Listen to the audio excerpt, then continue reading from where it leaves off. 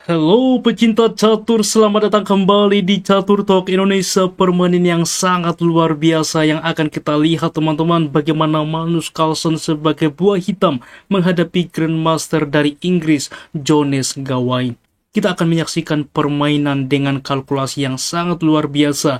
Langsung kita ke permainan. Jones Putih mengawali langkah dengan pion ke-4 dan Magnus Carlsen merespon dengan G6 mempersiapkan fianchetto. Ia memilih dengan modern defense. Tentunya pada event turnamen besar online Champion Chess Tour, Jezabel Master. Pion ke D4 dilanjutkan, gajah ke G7, kuda ke C3, dan pion ke D6. Tentunya dengan pion ke D6 adalah variasi standar. Gajah ke E3, di mana ke depan mungkin untuk mempersiapkan juga menteri, menukarkan ke depan apabila juga rokade teman-teman setelah kuda juga berkembang, mungkin ke depan mempersiapkan rokade sayap menteri, sehingga ketika rokade secara berseberangan, permainan akan berlangsung agresif. Magnus Carlsen merespon dengan pion ke A6, tentunya menjaga petak penting B5, menteri ke D2 fokus rencana, dan B5 saat ini, di mana juga mempersiapkan fianchetto ke B7. Pion ke H4 berlanjut, inisiatif juga langsung mengancam dari sayap raja, maka kuda ke F6 berlanjut dengan ide ke depan untuk mengusir kuda. Setelah kuda berpindah, maka kuda dapat menerima pion sentral. Untuk itulah, Putih memainkan dengan F3 mensupport pion sentral, lalu pion ke H5 saat ini mencegah juga pion melaju ke depan.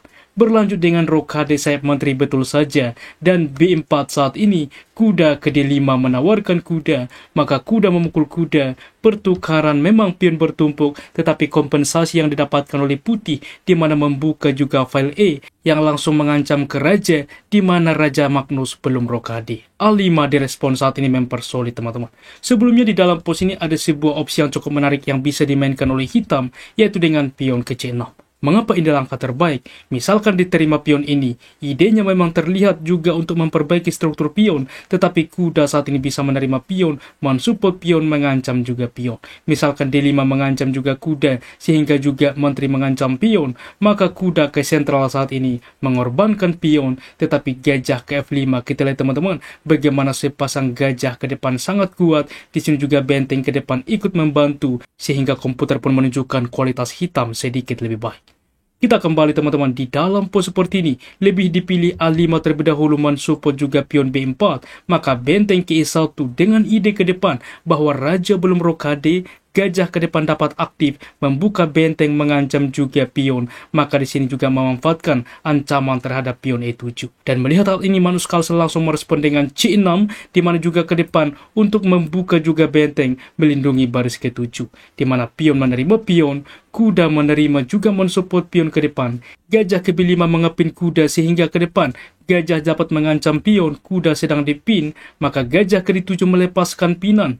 Gajah ke G5 fokus rencana, dengan ide ke depan gajah memukul kuda, barulah benteng memukul juga pion E7, maka benteng ke A7, dengan ide apabila diterima tentunya gajah menerima kembali, membuka juga benteng mensupport pion. Kuda ke H3 dilanjutkan, kita bisa bayangkan manuver ke depan lagi-lagi untuk menambah tekanan terhadap pion E7. Pion ke-4 dilanjutkan mengcounter attack teman-teman, tanpa menghiraukan ancaman dari Putih. Kuda fokus rencana ke F4, B3 fokus juga rencana mengancam dari file menteri teman-teman. Maka apabila ditukarkan tentunya membuka juga file benteng, maka A3 menutup posisi. Pion memukul pion saat ini membuka juga file B, membuka juga ke depan gajah teman-teman. Kuda juga ke sentral, lagi-lagi menambah tekanan terhadap pion E7. Maka langkah terbaik lagi-lagi dimainkan kuda menerima sentral tanpa menghiraukan ancaman dari Putih.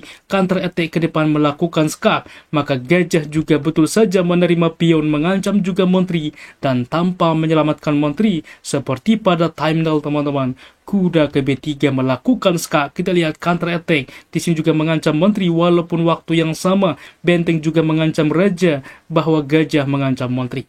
Di mana setelah juga saat ini raja menerima pion, maka menteri terlebih dahulu menyelamatkan diri ke C8 tempo skak. Raja berpindah, apa yang dimainkan teman-teman?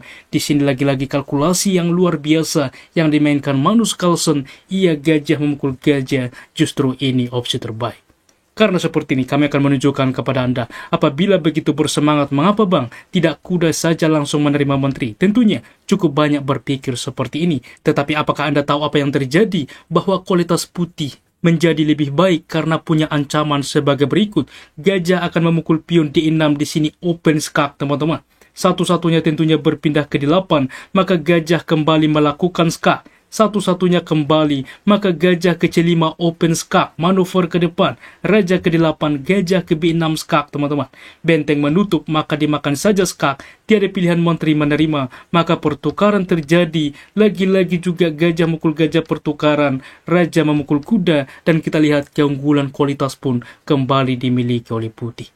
Oleh sebab itulah teman-teman, bagaimana kalkulasi yang luar biasa di dalam pos ini tidak langsung diterima menteri ini, melainkan dengan gajah memukul gajah, dan ini opsi terbaik. Dan betul saja, di sini putih menerima juga pion open skak, akan tetapi inilah pancingan Magnus Carlsen yang membuat keunggulan bagi hitam saat ini. Sebelumnya apa yang bisa dimainkan oleh putih, bahwa menteri ke G5 adalah opsi terbaik teman-teman. Kita lihat bahwa raja tidak bisa berpindah. Apabila tentunya berpindah ke petak D7, maka ke depan dilakukan skak mengancam juga menteri.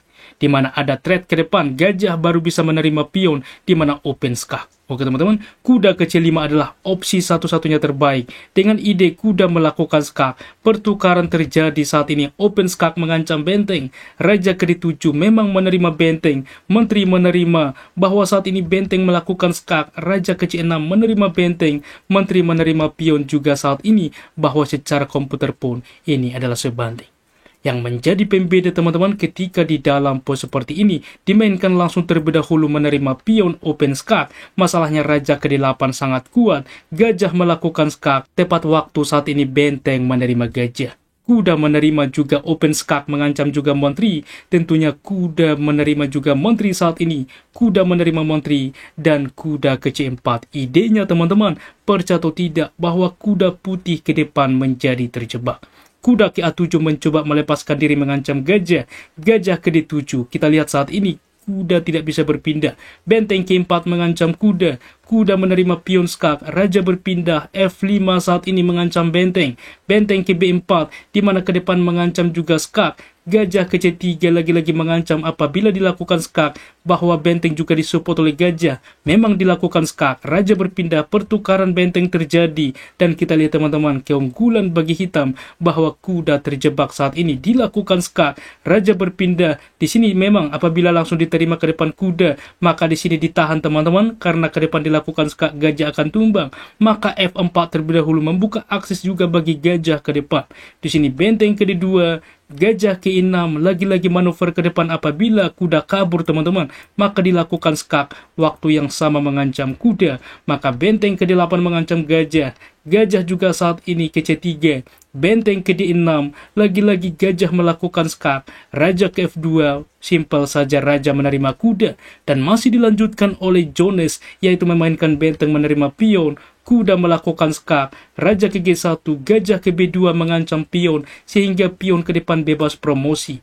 Benteng ke G5, maka raja ke B6, diterima pion, gajah menerima pion, benteng ke H8, maka dilakukan skak, raja ke H2, simpel A3, tak terhentikan ke depan pion promosi teman-teman. Di sini juga putih menyerah. Sangat-sangat menarik bagaimana kalkulasi dan juga kombinasi yang dimainkan oleh Magnus Carlsen. Dan kita lihat teman-teman tingkat akurasi ulasan permainan dari komputer. Jones Gawain memiliki akurasi 88,5% dan Magnus Carlsen 96,2%.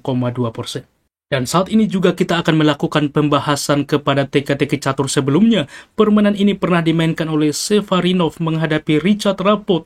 Putih melangkah dan memenangkan permainan, di mana kala itu selamat bagi yang menjawab benar benteng ke E8 teman-teman. Kombinasi yang sangat luar biasa, di mana setelah benteng menerima, apa kombinasinya langkah brilian, menteri menerima, kuda saat ini melakukan skak. Raja maupun benteng menerima sama saja pada partai aslinya, benteng dibuat menerima, maka pion menerima benteng saat ini promosi juga kuda.